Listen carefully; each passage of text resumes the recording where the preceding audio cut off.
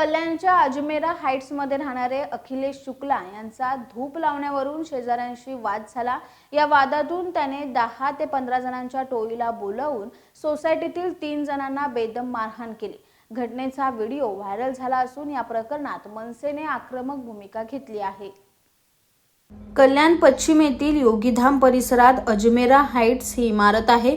या high profile इमारत अखिलेश शुक्ला हा अधिकारी राहतो। त्याच्या शेजारी अभिजित देशमुख आणि विजय कलविकट्टे राहतात। बुधवारी रात्री शुक्ला यांनी घराबाहेर धूप लावला होता। धुपाच्या धुराचा शेजाऱ्यांना त्रास होत होता। याबाबत शेजारी विजय कलविकट्टे यांनी शुक्ला यांना टोकले, त्यावरून त्यांच्यात वाद झाला। या वादातून शुक्ला याने बाहेरून 10 ते 15 जणांना बोलावून घेतले।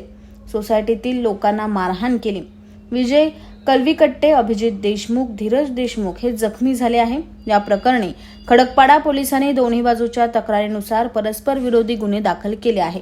दरम्यान या सोसायटीमधील नागरिकांनी आरोप केला आहे की अखिलेश शुक्ला हा मंत्रालयात काम करता त्याच्या गाडीवर अंबर दिवा लावून फिरतो। त्याच्या विरोधात कोणी बोलले तर तो त्याला दमबाजी करतो। काही दिवसापूर्वी एका किरकोळ कारणावरून त्याने एका तरुणीला तिच्या वडिलांसमोरच तिच्यावर रेप करण्याची धमकी दिली होती।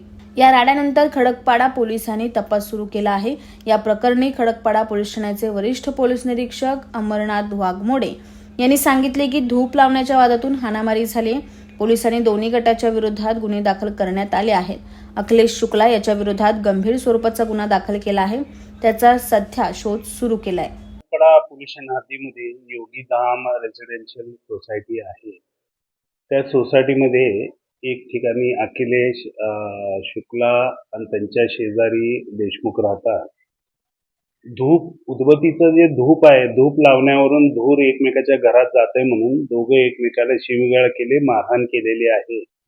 मारहाणीमध्ये देशमुख जखमी आहेत। दोघांच्या तक्रारीवरून दोघांचे गुन्हे दाखल करण्यात आलेले आहेत आणि तपास आणि चौकशी चालू आहे। देशमुख यांना काय नसतं आम्ही केलेलं हल्ला करण्यात आलेला आहे। देशमुख यांची तक्रार जी होती त्या तक्रारीप्रमाणे आपण FIR दाखल केलेली आहे आणि त्यांचे अपोजिट जे शुक्ला आहेत यांच्याही तक्रारीवरून FIR दाखल करण्यात आलेली आहे।